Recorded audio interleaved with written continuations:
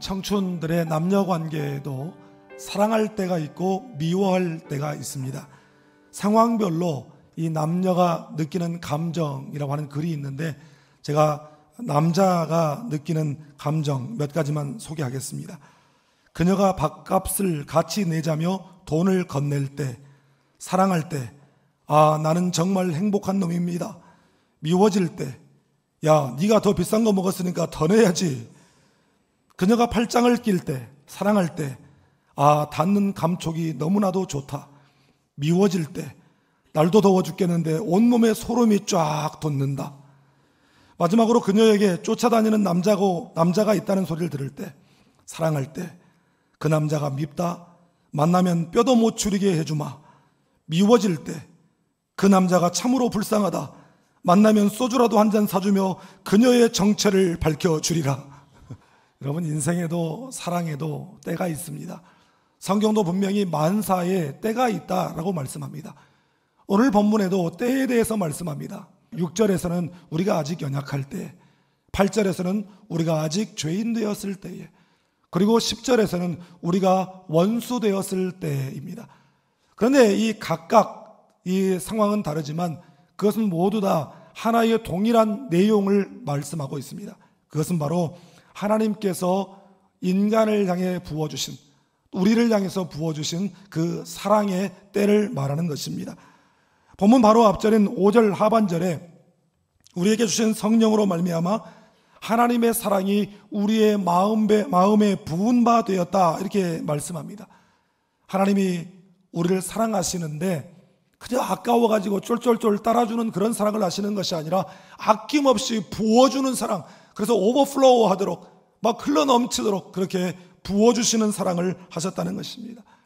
그런데 참 이해할 수 없는 것이 뭐냐면, 우리가 뭔가 엄청나게 예쁜 짓을 해가지고, 그야말로 대단한 상을 타가지고 부모의 그런 기쁨과 자랑이 되고 가문의 영광이 돼서 축하한다고, 고맙다고, 내가 너를 너무너무 자랑스러워하고 사랑한다고 그렇게 말하면서 사랑을 부어줘도 아깝지 않다고 그렇게 말하는 것이 아니라, 연약할 때, 죄인 되었을 때, 하나님과 원수 되었을 때, 그야말로 예쁜 구석이라고 하는 하나도 없고 사고치고 돌아다닐 때, 그래서 가문에 먹칠을 냈을 때, 심지어 부모에게 대적하여 원수짓을 했을 때, 그때 아버지 하나님이 우리에게 그 사랑을 부어주셨다라는 것입니다.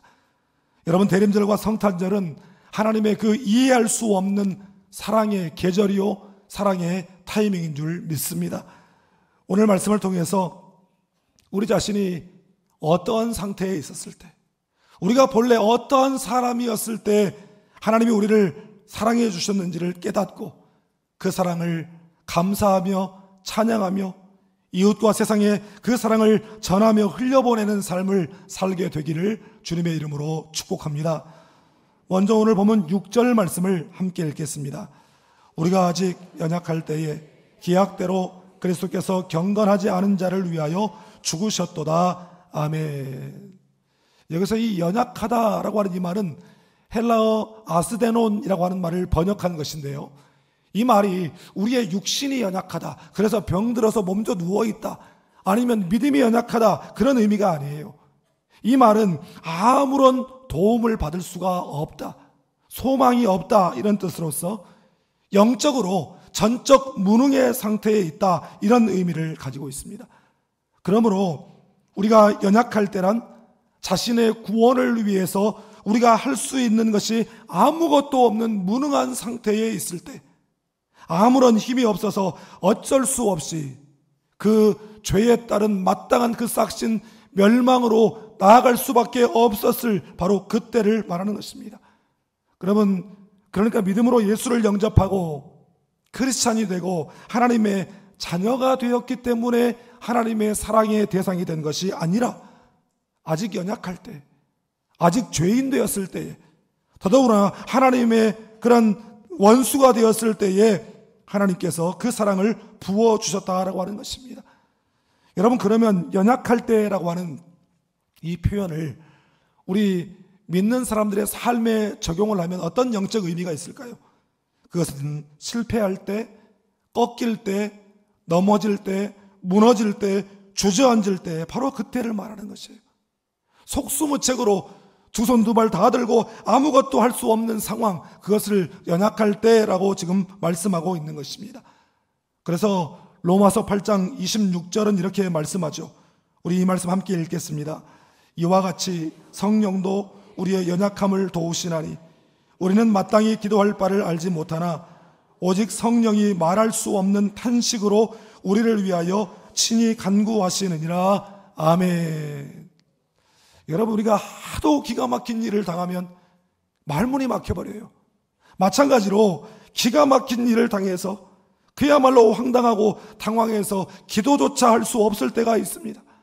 하나님 앞에 기도한다고 앉았는데, 평소에 기도를 안 하는 사람도 아닌데 그저 하나님 앞에 앉았는데 기도가 나오지 않고 마치 새끼를 잃어버린 짐승처럼 그렇게 신음밖에 나오지 않을 때가 있어요. 바로 그때를 연약할 때라고 지금 말하고 있는 것입니다. 연약함 하면 떠오르는 말씀이 예수님께서 한 중풍병자를 고쳐주신 사건입니다. 이 사건은 마태, 마가, 누가, 공간복음에 다 기록되어 있는데, 자기 힘으로는 아무것도 할 수 없는, 움직일 수조차 없는 중풍병자가 있었어요. 그래서 그 가족들인지 친구들인지 아니면 동네 사람들인지는 모르지만 사람들이 여하튼 그 중풍병자를 데리고 예수님께로 나아갔습니다. 그런데 가봤더니 예수님 계신 그 집이 사람들이 얼마나 많이 들어차 있는지 비집고 들어갈 수가 없는 거예요. 그러자 이 병자를 데리고 온 사람들이 그 집의 지붕으로 올라가죠. 그래서 그 지붕을 뜯어내요. 그리고 예수님 그 발 앞에 그 병자를 달아 내립니다. 예수님께서 그것을 보시고 그들의 믿음을 보시고, 그들의 믿음을 보셨다라고 하는 것은 여러분, 그 데리고 온 그 사람들의 믿음만 보셨다는 이야기가 아니에요. 그 중풍병자의 마음 가운데 나 좀 예수님께 데려다 달라고, 내가 죽는 한이 있더라도 예수님 만나고 죽어야 되겠으니까 나 좀 예수님 만나는 데까지 데려다 달라고 그렇게 부탁을 했어요. 예수님께서는 그의 믿음도 보신 줄 믿습니다. 그의 믿음을 보시고 예수님께서 뭐라고 말씀하셨냐면, 마가복음 2장 5절에 작은 자야 내 죄사함을 받았느니라. 저는 그 장면에서 주님이 그 병자를 부르시는 그 호칭이 그렇게 제 마음에 와닿아요. 작은 자야. 누가복음에서는 이 사람아 이렇게 되어 있는데, 마태, 마가에서는 작은 자야. 이 헬라어 원어를 그대로 영어 성경이 뭐라고 번역했냐면, 이 ESV 같은 경우에는 my child, 얘야. 그리고 GNT 영어 성경 같은 경우에는 my son, 내 아들아. 가장 연약함 가운데, 자기 힘으로는 아무것도 할 수 없는 그런 연약함 가운데 있는 사람을 향해서 얘야, 내 아들아, 내 딸아, 그렇게 부르셨다는 거예요. 제가 이 말씀을 묵상하면서 제 마음에 재미있는 생각이 들더라고요. 예수님께서 만약에 우리 동네 분이었다고 한다면 이 작은 자야 이걸 어떻게 불렀을까 생각해 봤더니 정답이 딱 나오는 거예요. 아가, 이거예요, 아가. 주님이 그렇게 부르셨어요. 여러분, 우리 예수님도 이 땅에 백마탄 왕의 모습으로 오신 것이 아니에요. 초라한 사람의 모습으로, 그것도 가장 힘없고 연약한 아기의 모습으로 이 땅에 오셨어요. 여러분, 그렇기 때문에 오늘 우리 이마영 청년이 간증도 그렇게 참 잘해주었습니다만, 연약함을 부끄러워하거나 낙심하지 말고 오히려 연약할 때, 낮은 자리로 내려갈 때 부어주시는 그 은혜를 바라보고 그 은혜를 경험하며 살아가는 여러분 되시기를 주님의 이름으로 축복합니다. 다음으로 본문 8절 말씀을 함께 읽겠습니다. 우리가 아직 죄인 되었을 때 그리스도께서 우리를 위하여 죽으심으로 하나님께서 우리에게 대한 자기의 사랑을 확증하셨느니라. 아멘. 하나님께서 우리에게 그 사랑을 부어주신 때가 또 언제냐? 우리가 아직 죄인 되었을 때라는 것입니다. 여러분, 이 때가 사실은 우리 주님이 우리에게 오신 때이고 또 오신 이유입니다. 6절 말씀을 다시 보시면, 우리가 아직 연약할 때에 기약대로 그리스도께서 경건하지 않은 자를 위하여 죽으셨다 말씀하고 있어요. 여러분, 펜이 있으시면 펜을 들고 지금 그 기약대로라고 하는 것에 동그라미를 좀 해놓으세요. 이 기약대로라고 하는 것은 사실 우리 한글 성경이 지나치게 의역을 했어요. 이 기약대로라고 하는 말은 헬라어로 카타카이로스라고 하는 말인데, 이 말을 영어 성경들이 잘 번역을 했습니다. 영어 성경에 at the right time, in time, 정확한 시간에 정확한 때에 맞춰 이렇게 번역했어요. 여러분 카이로스라고 하는 말 아시잖아요. 헬라어에는 시간을 표현할 때 두 가지의 개념이 있었어요. 하나는 우리가 일반적으로 사용하는 시간 개념, 시계가 칙각칙각하는 객관적이고 보편적인 시간 개념을 크로노스다 이렇게 말을 하고, 특별한 의미가 부여된 주관적인 시간을 가리킬 때는 카이로스라고 하는 말을 썼어요. 그러니까 카이로스, 하나님이 일하시는 때는 크로노스가 아니에요. 다 카이로스입니다. 이처럼 이렇게 번역을 해서 표준세 번역은 이 기약대로라고 하는 이 말을 때를 맞추어서 이렇게 번역을 했습니다. 여러분, 예수님께서 오신 때가 정확한 때, 특별한 의미가 부여된 카이로스라고 하는 말이죠. 바로 그때가 하나님의 사랑의 타이밍이라고 하는 말씀인 것입니다. 저는 이 말씀을 묵상하면서 그런 생각을 한번 해봤어요. 예수님이 만약에 믿음의 조상 아브라함이나 이스라엘 사람들이 가장 존경에 맞지 않는 다윗 왕 때에 오셨더라면 좋지 않았을까? 믿음의 조상 아브라함, 하나님의 명령을 따라서 본토 친척 아버지 집을 떠나서 가나안 땅으로 들어가서 100세에 얻은 약속의 아들이 예수님이었다면 얼마나 좋았을까?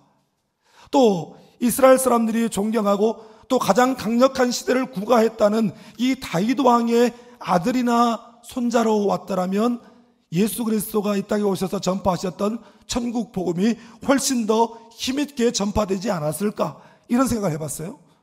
그런데 그 좋은 시대 다 놔두고 가장 연약한 시대, 더 이상 힘이 없어서 로마의 식민지를 살고 있던 그 시대의 연약한 모습으로 이 땅에 오셨다는 것입니다. 여러분, 그런데 예수님께서 오신 그때가 바로 카타카이로스, at the right time, in time, 정확한 때라는 것입니다. 우리가 아직 죄인 되었을 때에 죄인을 위해서 죄 짓고 그 죄 때문에 꼼짝없이 죽어 마땅한 죄인 중에 괴수를 위해 이 땅에 오셨고 죽어주셨다는 것이에요. 7절 말씀에 의인을 위하여 죽는 자가 쉽지 않고 선인을 위하여 용감히 죽는 자가 혹 있거니와, 의인이나 선인을 위해 죽는다는 것도 거의 불가능한 일인데, 우리가 아직 죄인 되었을 때에 완전 무자격자이고 완전 무가치한 자일 때 주님이 우리를 위해서 오셨고 우리를 위해 죽어주셨다는 말씀이에요. 여러분, 우리가 무슨 자격이 있어서 구원받았다고 착각합니다. 말은 그렇게 하지 않지만 속으로 그렇게 생각해요. 과거에 죄된 생활 깨끗이 청산하고 이제는 새 사람 되어가지고 죄악된 생각, 마음은 일절 품지도 않고 의롭고 바르게 사람들에게 감동을 주는 선행을 하면서 살 때에, 야, 너 이제 죄 됐다, 그래서 구원받은 게 아니라는 거예요. 오히려 우리가 아무런 자격이 없을 때, 하나님의 진노 밖에는 받을 것이 없을 때에 그리스도께서 우리를 위하여 죽으심으로 우리를 향한 그 사랑이 얼마나 크고 놀랍고 우리를 향한 그 사랑이 얼마나 참 사랑인가를 증거해 보여주신 줄 믿습니다. 여러분, 우리가 읽은 이 8절에는요, 우리가 받은 구원에 대한 중요한 세 가지 신학, 세 가지 사실이 기록되어 있어요. 첫째는 우리의 하나님의 구원은 우리가 아직 죄인 되었을 때에, 우리의 육체의 본능대로 본질상 진노의 자녀일 때 허락하신 구원이라는 것입니다. 여러분, 그렇기 때문에 그 구원 앞에서 우리가 자기 공로를 자랑할 수 있는 사람이 아무도 없어요. 둘째는 구원은 오직 예수 그리스도의 죽으심을 통해서, 좀 더 구체적이고 좀 더 실제적으로 말하면 그분의 보혈을 통해 그분의 피로써 이루어졌다는 것이에요. 여러분, 우리의 더러운 죄를 씻는 능력은 오직 주의 보혈밖에 없는 줄 믿습니다. 셋째는 구원은 그 자체가 하나님의 사랑이라는 거예요. 하나님이 우리를 얼마나 사랑하시는가를 그 구원을 통해 보여주셨다는 것이죠. 여러분, 그것이 바로 예수 그리스도가 이 땅에 오신 이유이고 십자가에서 죽으신 이유입니다. 내가 너를 얼마나 사랑하는지 아직도 모르겠니? 내가 너를 이만큼 사랑한다. 그렇게 십자가에 달려 죽으신 것이에요. 도대체 나 같은 것이 뭐라고 이런 사랑을 베풀어 주실까요? 여러분, 우리가 힘이 없을 때, 진짜 어려울 때 누군가의 작은 도움 하나가 정말 가뭄 중에 단비와 같을 때가 있어요. 베풀어 주신 사람은 뭐 별것 아니라고 대수롭게 생각하지 않고 잊어버렸는데, 그때 그 도움을 받은 사람은 그걸 잊을 수가 없어요. 여러분, 그런데 하나님은 우리가 죄인일 때, 그 죄값으로 꼼짝없이 죽어 마땅할 때에, 멸망받아 마땅할 때에 우리에게 찾아오셔서 십자가로 우리의 죄를 대속해 주시고 보혈로 우리를 모든 정죄로부터 자유케 하시고 의롭다고 여겨주신 줄 믿습니다. 그러므로 여러분, 한순간도 십자가 사랑, 그 보혈의 은혜를 잊지 않기를 주님의 이름으로 축복합니다. 우리가 남을 위해 죽어줄 수는 없지만 주님께 받은 그 감당할 수 없는 그 사랑, 그 은혜, 이 대림절 기간에 우리의 작은 섬김과 나눔을 통해 흘려보내는 저와 여러분 되시기를 주님의 이름으로 축복합니다. 마지막으로 본문 10절 말씀을 함께 읽겠습니다. 곧 우리가 원수 되었을 때에 아들의 죽으심으로 말미암아 하나님과 화목하게 되었은즉 화목하게 된 자로서는 더욱 그의 살아나심으로 말미암아 구원을 받을 것이니라. 아멘. 하나님이 당신의 그 사랑을 우리에게 부어주신 때가 또 언제냐? 우리가 원수 되었을 때라는 것이. 그런데 누구하고 원수 되었느냐? 하나님과 원수 되었다는 것이. 여러분, 우리에게 부어주신 하나님의 사랑의 때, 그 타이밍이 언제인가를 유심히 보십시오. 6절에 우리가 연약할 때, 8절에 우리가 죄인일 때, 10절에 우리가 하나님과 원수 되었을 때에, 여러분, 연약하면서 죄인됨으로, 죄인됨에서 원수됨으로 바로 하나님과의 그 관계의 악화가 점층적으로 악화되고 있는 것을 우리가 볼 수 있어요. 여러분, 상대가 연약할 때, 완전 무능한 상태일 때, 그래요, 우리가 사랑할 수 있습니다. 휴머니즘으로도. 그런데 죄인을 사랑한다는 것, 그 죄값을 내가 치러주면서까지 사랑한다는 것, 더더군다나 그 죄값이 내 생명을 내어주면서 그를 사랑한다는 것, 여러분, 이것은 불가능한 이야기예요. 할 수 없는 일입니다. 여러분, 더구나 그런데 거기서 멈추지 않고 배은망덕도 유분수지, 대적하기까지 해요. 죽이겠다고 달려들어요. 원수짓을 해요. 여러분, 그런데 우리를 하나님께서 사랑하신 때가 바로 그때라는 거예요. 그런 원수에게 눈 찔끔 감고, 그래 내가 미운 놈 떡 하나 더 준다, 그런 사랑을 주신 것이 아니라 당신의 모든 것을 아낌없이 부어주시는 사랑을 하셨다는 것이에요. 오늘 본문을 헬라어 원문이나 영어로 이렇게 보면요, 6절, 7절, 8절 이 세 절에 동시에 나타나는 하나의 동사가 있습니다. 그 동사가 헬라어로는 아포드네스코라고 하는 단어이고 영어로는 die, 죽다, die, die, die, die, die. 왜 이렇게 반복해서 지금 말하고 있는 것이에요? 잊지 말라는 것입니다. 기억하라는 것이에요. 예수 그리스도께서 언제 죽으셨는가, 왜 죽으셨는가, 어떻게 죽으셨는가, 기약대로 정확한 하나님의 카이로스에 경건치 않은 자를 위하여 죽으셨도다. 여러분, 우리가 뭐 대단해서 내가 너 정도면 죽어줄 만하다, 그래서 죽으신 것이 아니라는 거예요. 경건치 않은 자를 위해서. Christ died for the ungodly. ungodly, 믿음이 약한 자를 위해서, 그런 뜻이 아니에요. 불경건한 자를 위해서, 아주 사악하기 짝이 없는 자를 위해서 하나님이 독생자를 죽게 하셨다는 것이에요. 그때 우리에게 사랑을 부어주셨다는 것입니다. 이 기가 막힌 사랑 앞에서 여러분, 우리가 감격의 눈물을 흘려야 마땅하지 않습니까? 하나님의 은혜로 있을 데 없는 자 왜 구속하여 주는지 난 알 수 없도다. 지난주일에 말씀을 준비하면서 하나님의 은혜로 나같이 쓸모없는 자, 나같이 죄인 중에 괴수가 어떻게 구원받았는지, 하나님의 자녀가 되었는지 그 이유를 알 수 없습니다. 하나님, 그런 고백이 되어지는 것이에요.